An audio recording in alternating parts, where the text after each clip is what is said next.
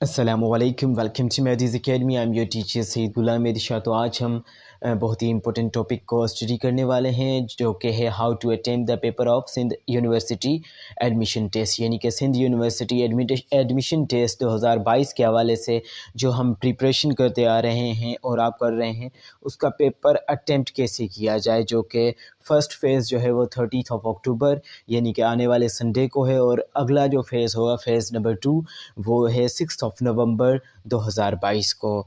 तो सबसे पहले देखेंगे कि हमें कौन सी स्ट्रेटजीज़ बनानी चाहिए, टिप्स और ट्रिक्स क्या होने चाहिए, और टाइम मैनेजमेंट कैसी करनी चाहिए ताकि हम पेपर को अच्छी तरह से अटेम्प्ट करें और हाई स्कोर कर सकें जो हम डिज़र्व करते हैं। तो फ़ेज़ को समझने का फ़ेज़ 1 और फ़ेज़ 2 के लिए अलग अलग वीडियोस हैं। तो ये जो है वो फ़ेज़ 1 के लिए है। फ़ेज़ 2 क्योंकि पेपर एक पास जो आ चुका होगा फ़ेज़ 1 का, तो हम उससे देख के पेपर्स को देख के नंबर 2 पे जो फ़ेज़ नंबर 2 के लिए जो स्ट्रेटजी होगी वो बनाएंगे। तो फ़र्स्ट ऑफ़ ऑल हम देखेंगे आज फ़ेज़ नंबर 1 की एंट्री टेस्ट की, ताकि हम इसको प्रिपेयर कर सकें अच्छे से और हाई स्कोर कर सकें अपनी एडमिशन टेस्ट में। तो आइए देखते हैं आज के टॉपिक को, जो कि है how to attempt the paper. आज हम कवर करने वाले हैं how to attempt the paper, Sindh university का पेपर कैसे अटेम्प्ट किया जाए, एंड टिप्स एंड ट्रिक्स, और उसके बाद एक्सपीरियंस कुछ शेयर करूंगा। उसके बाद टाइम मैनेजमेंट भी आपको बताऊंगा। तो आइए स्टार्ट करते हैं सबसे पहले फर्स्ट पॉइंट पे।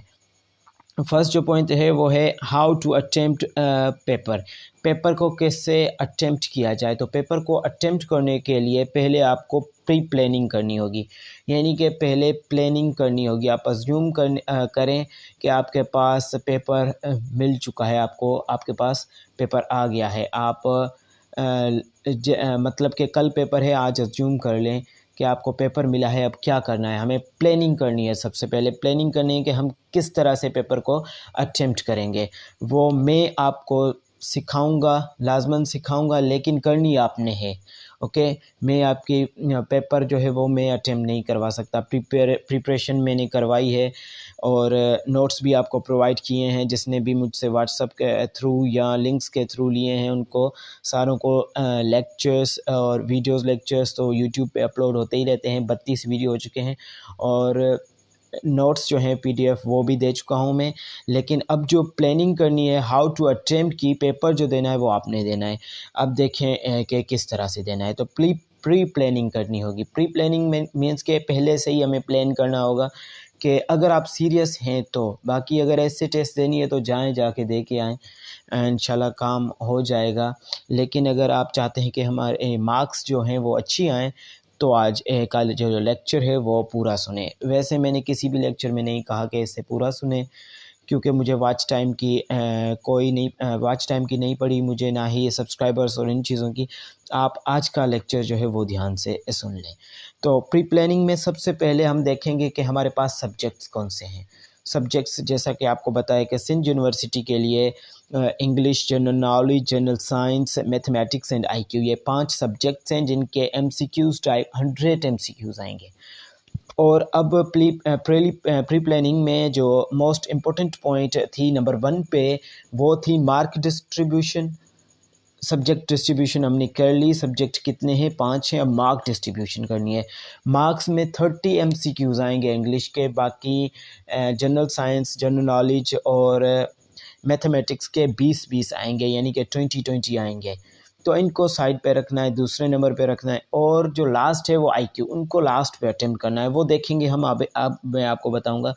तो मार्क्स डिस्ट्रीब्यूशन हमने कर ली। हमें पता चल गया कि इंग्लिश जो है उसमें ज़्यादा मार्क्स हैं, तो हमें प्रायोरिटी जो देनी चाहिए वो फर्स्ट प्रायोरिटी किसे देनी चाहिए, वो इंग्लिश को देनी चाहिए। तो उसके बाद जनरल साइंस या जनरल नॉलेज और मैथमेटिक्स को, उसके बाद जो है IQ को लास्ट में रखना चाहिए।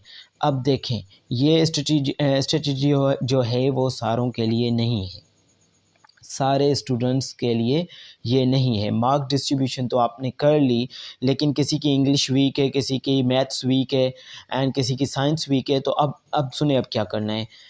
अपना स्ट्रॉन्ग एरिया, स्ट्रॉन्ग जोन या स्ट्रॉन्ग पॉइंट्स लिख लें, अपने स्ट्रॉन्ग सब्जेक्ट्स लिखें और वीक सब्जेक्ट्स लिखें। फॉर एग्जांपल अगर आपकी इंग्लिश अच्छी है तो प्रायोरिटी जो है वो टेस्ट में आपको सबसे पहले अटेम्प्ट जो करना है वो इंग्लिश के पेपर को अटेम्प्ट करना है, और उसके बाद जो अटेम्प्ट करना है जो कि सेकंड प्रायोरिटी है आपकी। सेकंड प्रायोरिटी मींस के फर्स्ट पे अगर आपको इंग्लिश अच्छी आती है, इंग्लिश के क्वेश्चंस आपको लगता है कि आप मैं इजीली सॉल्व कर सकता हूँ या सकती हूँ, तो आप उसे फर्स्ट पोजीशन पर रखें, फर्स्ट पे। और दूसरे नंबर पे जैसे मुझे इंग्लिश के बाद जनरल साइंस अच्छी लगती है तो मैं जनरल साइंस को सेकंड पे रखूँगा, उसके बाद जनरल नॉलेज पे आऊँगा, जनरल नॉलेज को थर्ड पे। ये मेरे होंगे क्या, स्ट्रॉन्ग पॉइंट्स हो गए। अब वीक पॉइंट्स फॉर एग्जांपल मुझे मैथमेटिक्स नहीं आती या किसी स्टूडेंट को मैथमेटिक्स कम आती है या आईक्यू नहीं आती, तो वो वीक पॉइंट में क्या करेगा, आईक्यू और मैथमेटिक्स को रखेगा। स्ट्रॉन्ग पॉइंट जो है वो कितने पर होनी चाहिए, वो एटलीस्ट देखें आप वो 70% हो जाता है। देखें इंग्लिश आपकी स्ट्रॉन्ग होगी, लाजमन आपने प्रिपेयर की होगा, प्रिपरेशन की होगी। जनरल साइंस और जनरल नॉलेज ये तीनों तो आप इजीली कवर कर सकते हैं। बाकी मैथमेटिक्स और आईक्यू वो भी आप कवर कर सकते हैं, लेकिन कुछ स्टूडेंट्स एक्सेप्शन है यहाँ पे, कुछ स्टूडेंट्स जो हैं वो वीक हैं, क्योंकि मैं समझ रहा हूँ जो कमेंट्स आ रहे हैं और जिस तरह से व्हाट्सएप पे कांटेक्ट कर रहे हैं और नोट्स ले रहे हैं, उस हिसाब से मैंने ये स्ट्रेटजी बनाई है। तो आप इसे इनका इम्प्लीमेंट करें। इससे मार्क डिस्ट्रीब्यूशन आपने कर ली, स्ट्रॉन्ग पॉइंट्स भी अपने कर लिए, वीक पॉइंट्स भी आपने कर लिए। तो अब हम देखेंगे हमें पेपर को कैसे अटेम्प्ट करना है। तो यहाँ पे स्ट्रॉन्ग पॉइंट्स आपने नोट कर ली, कॉपी पेन लिया आपने, नोट कर ली। सॉल्व द स्ट्रॉन्ग, यहाँ पे strong point and weak point को समझने से पहले हम ह्यूमन ब्रेन को समझेंगे ज़रा। ह्यूमन ब्रेन अब कैसे काम करता है, जैसा कि आप सबको पता है कि हम आसान काम जो होता है उसकी तरफ ज़्यादा बढ़ते हैं, और जो काम मुश्किल होता है उसकी तरफ कम बढ़ते हैं, आगे बढ़ते हैं उसकी तरफ। तो अब स्ट्रेंथ यानी कि आपकी जो स्ट्रेंथ है, स्ट्रॉन्ग पॉइंट्स हैं, उनको सबसे पहले आप सॉल्व करेंगे। फॉर एग्जांपल इंग्लिश को, साइंस को, जनरल नॉलेज को आप सबसे पहले सॉल्व करेंगे। समझ में आ गया? सॉल्व द स्ट्रॉन्ग पॉइंट या strong subject first. I think and this is clear now that you will solve the strong subjects that you have been preparing for 1 month or 2 months, उससे भी ज़्यादा time हो सकता है। तो आप जो तैयारी कर रहे हैं 1-2 माह से, उनको सबसे पहले सॉल्व करेंगे। इंग्लिश, जनरल नॉलेज या जनरल साइंस से तो सब्जेक्ट प्रायोरिटी जैसे आपने दे दी है, इंग्लिश को, साइंस को और जीके को, इनको पहले सॉल्व करेंगे, क्योंकि जैसे ही आप इन्हें सॉल्व करेंगे एक केमिकल रिलीज़ होगा आपके दिमाग से, डोपामिन। वो क्या करेगा कि मैंने जनरल साइंस का लेवल पार कर लिया है, इंग्लिश का भी मैंने इजी कर लिया है और जीके का भी कर लिया है, तो मैं मैथमेटिक्स और आईक्यू को भी देख लूँगा। ये एग्जांपल दे रहा हूँ कि अगर आपकी आईक्यू और मैथमेटिक्स वीक हैं तो आप पहले जो है सॉल्व करेंगे अपने स्ट्रॉन्ग सब्जेक्ट्स को। स्ट्रॉन्ग सब्जेक्ट्स मीन्स के आपकी जो स्ट्रेंथ है उन्हें सॉल्व करेंगे। जैसे गेम में भी होता है, हम जैसे जैसे लेवल पार करते जाते हैं तो डोपामिन जो है केमिकल हार्मोन जो है रिलीज़ होता है, और वो हमें आगे पुश करता है ताकि हम आगे जो वीक मतलब के जो हार्ड लेवल है उससे भी पार कर जाएं। तो आप ऐसा समझे कि यहाँ पे मैथमेटिक्स आपके लिए और आईक्यू जो है वो चैलेंज है आपके लिए। जो भी आपका वीक है सब्जेक्ट वो चैलेंज है, उसे आपने पार करना है। तो सबसे पहले आप स्ट्रॉन्ग पॉइंट जो है उसे कवर करेंगे। उसके बाद नेक्स्ट जो पॉइंट हम देखने वाले हैं, वीक पॉइंट जो है उन्हें लास्ट में सॉल्व करना है। ये तो क्लियर हो गया है। अब देखें, अब ये तो सारे आप भी सोच सकते हैं, मैं भी आपको बता रहा हूँ कि कैसे करना है, सॉल्व कैसे करना है पेपर को। लेकिन अब बात आ जाती है टाइम कैसे मैनेज करें।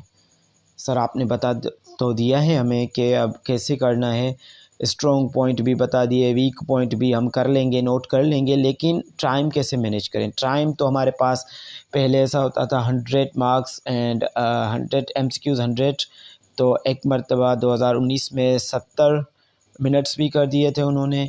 तो अब जो आएगा उनका कंफर्म नहीं है कि आई थिंक 100 मिनट्स हो या 70 मिनट्स। तो इस तरह से आपने प्रिपेयर करना है। वो जब आप अपना क्वेश्चन पेपर आपके हाथ में होगा तो आप देखेंगे। तो टाइम मैनेज कैसे करना है। अब सबसे पहले knowledge of total time allowed, यानी कि आपको पता होना चाहिए कि टोटल टाइम जो अलाउड है कितना है। वो तो आपको पेपर पे मिलेगा, पता चल जाएगा कि टाइम आपके पास कितना है। उसके बाद आपने जो उसके बाद डिस्ट्रीब्यूशन कर लेनी है, टाइम की भी यहाँ पे डिस्ट्रीब्यूशन कर लेनी है। दो हाफ में आपने अपना टाइम जो है वो डिवाइड कर लेना है। फर्स्ट हाफ जिसे मैं आपको कहूँगा कि ये स्लेगिश है, स्लो है, इससे ज़रा सा अटेम्प्ट करने में टाइम लगाएं। भले टाइम डिस्ट्रीब्यूट जैसे ही आपको पेपर मिलेगा ऊपर टाइम लिखा होगा, आप उस हिसाब से टाइम का अंदाज़ा लगा लें कि ये जो है मैं अपने स्ट्रॉन्ग पॉइंट्स को ज़्यादा टाइम दूंगा और वीक पॉइंट जो है वो मैं कम। ये देखें मेरी स्ट्रेटजी है। आप अलग से भी वीक पॉइंट्स को ज़्यादा टाइम दे सकते हैं, जल्दी से स्ट्रॉन्ग पॉइंट्स को सॉल्व करें और वीक पॉइंट को ज़्यादा टाइम दें, लेकिन इसमें रिस्क है, आप रिस्क नहीं लें, क्योंकि ऐसा भी हो सकता है कि वीक पॉइंट को सॉल्व करने में के लिए आप स्ट्रॉन्ग पॉइंट को ही गवा दें। इसीलिए आप सब्जेक्ट्स जो आपके अच्छे से प्रिपेयर किए हुए हैं उनको ज़्यादा टाइम दें, मैक्सिमम स्कोर उसमें से आ जाएगा। आपने 50 अबव कर देना है तो आपको अच्छा डिपार्टमेंट मिल सकता है। और डी फार्मेसी या ऐसे जूलॉजी या ऐसे डिपार्टमेंट हैं उनके लिए, सॉफ्टवेयर इंजीनियरिंग, उनके लिए 70 प्लस 65 प्लस होना चाहिए, मैक्सिमम 65 प्लस। ओके, तो नॉलेज ऑफ द टाइम हो गया हमें, और 2 हाफ में भी हम डिवाइड कर लेंगे। वीक पॉइंट को टाइम ज़रा सा कम देना है, लेकिन देना प्रॉपर है, क्योंकि पेपर जो है वो 100 MCQs का कंप्लीट हमें अटेम्प्ट करना है, नेगेटिव मार्किंग नहीं होगी। तो इस तरह से आपने अटेम्प्ट करना होगा। उसके बाद वीक सब्जेक्ट को लेस टाइम देना है, ये भी आपको पता चल गया। उसके बाद देखेंगे टाइम मैनेजमेंट के लिए आपको मैं सजेस्ट करूंगा कि रिस्ट वॉच जो डिजिटल नहीं होनी चाहिए, सिंपल जो होती है, जो ओल्ड एरा में यूज़ होती है, जैसे कि एक 4-5 साल पहले जो यूज़ होती थी, अब जो डिजिटल आ चुकी हैं जिसमें कैलकुलेटर्स भी हैं, वो अलाउड नहीं है। आप स्लिप पे भी देख सकते हैं जिनका फेज़ 1 के लिए स्लिप आ चुका है। तो मैं सजेस्ट करूंगा कि सिंपल रिस्ट वॉच जो होती है वो आप यूज़ करें, रिस्ट वॉच लाजमन है। ओके, उसके बाद tips and tricks to filling the circles. अब आपके पास सर्कल्स को फिल करने के लिए भी टिप्स एंड ट्रिक्स होनी चाहिए, क्योंकि ये जो है वो मेजर पार्ट है और ये कंसंट्रेशन ब्रेक करने में भी बहुत ज़्यादा इसका हाथ होता है। सर्कल फिलिंग कंसंट्रेशन टोटली ये ब्रेक कर देता है। फॉर एग्जांपल आप इंग्लिश को देखें, इंग्लिश के आप क्वेश्चन सॉल्व कर रहे हैं, एक क्वेश्चन सॉल्व किया, फिर से सर्कल जब पूरा भर के फिर से वापस आते हैं, आपका कंसंट्रेशन भी पेपर से हट जाता है।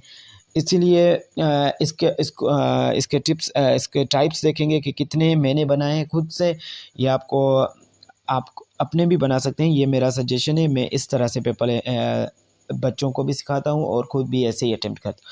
2 टाइप्स ऑफ मेथड मैंने जो है 2 टाइप्स मेथड बनाए। एक कॉमन जो सारे करते हैं, सवाल पढ़ा, क्वेश्चन पढ़ा और उसका ऑप्शन फिल करा, कंप्लीट एंड अगेन आए, दूसरा सवाल पढ़ा, क्वेश्चन पढ़ा मतलब के, और अगेन क्या किया, फिल किया।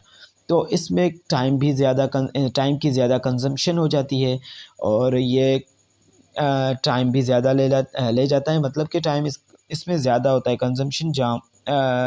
Sorry it's a Sindhi word, पर हिन में छा थो थिए, जो कंजम्पशन जेका हूंदी आहे टाइम जी, सा वधीक थी वञे, जाम थी वञे। इन जे लाइ पाण सेकेंड मेथड जेको आहे, यानी कि coming again into the Urdu language, using Urdu language. Okay, तो उर्दू लैंग्वेज को यूज़ करते हुए मैं आपको ये समझाऊंगा कि एडवांस जो है, एडवांस मैंने यहाँ पे ऐसे लिखा है, ये और भी OMR शीट को अटेम्प्ट करने के लिए और भी तरीके हैं। तो मैंने सीखा है LTC less time consumption method. इसमें हम क्या करेंगे कि जो सर्कल्स होते हैं वो हमने पहले एक पोर्शन लिया, इंग्लिश के 30 MCQs को लिया, उनको पढ़ेंगे और क्या करेंगे, आंसर शीट पे हमारी ब्लैक पेन जो होगी उससे डॉट बनाते जाएंगे, सर्कल्स के बीच में डॉट बनाते जाएंगे। इंग्लिश पोर्शन को कंप्लीट करके फिर हम क्या करेंगे, उनके सर्कल्स केयरफुली फिल कर देंगे। फिर दूसरे पोर्शन को ऐसे करेंगे। यहाँ तो आप सारे पेपर के भी कर सकते हैं, लेकिन इसमें रिस्क ज़्यादा है, इसीलिए आप एक एक पोर्शन के ज़्यादा डॉट्स फिल करते जाएं। फॉर एग्ज़ाम्पल क्वेश्चन पढ़ा आपने, उसका आंसर डॉट फिल डॉट जो है डॉट लगा दिया, सर्कल में डॉट लगा दिया कि ये आंसर सही है। दूसरा पढ़ा, फिर उसका डॉट लगा दिया।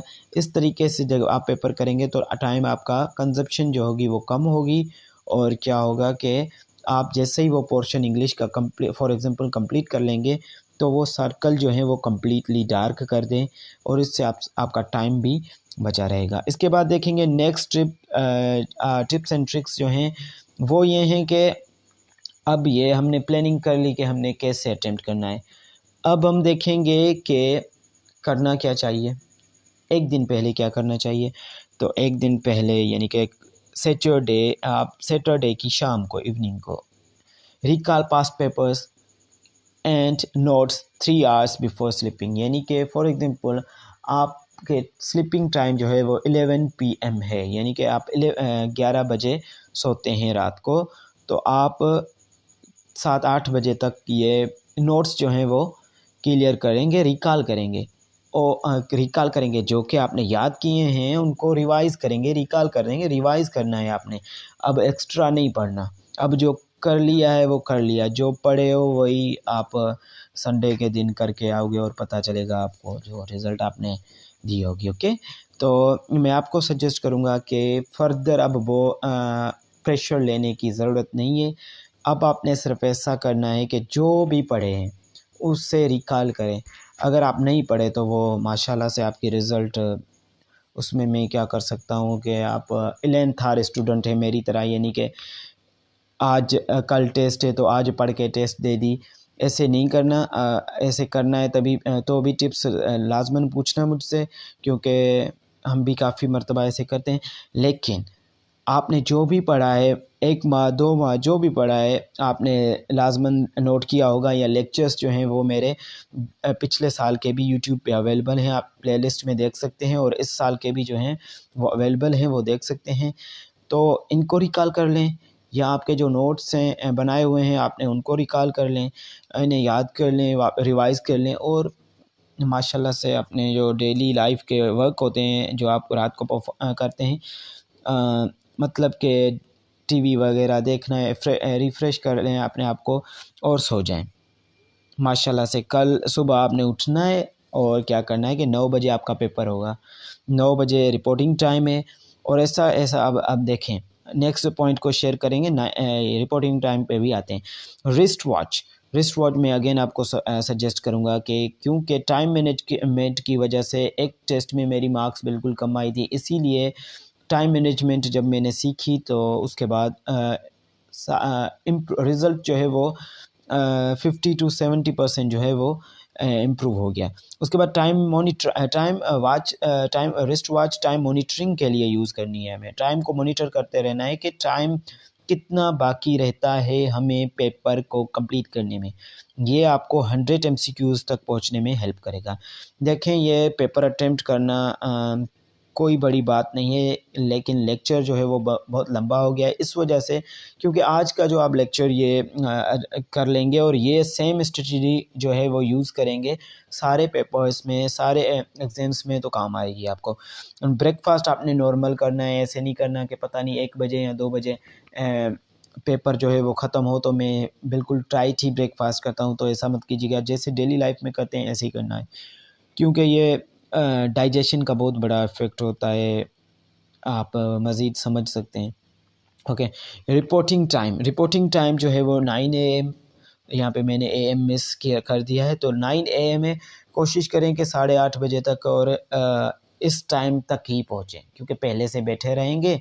ये 9 AM रिपोर्टिंग टाइम, 9:30 और 10 ये 11 बजे पेपर आपको शुरू करवाएंगे।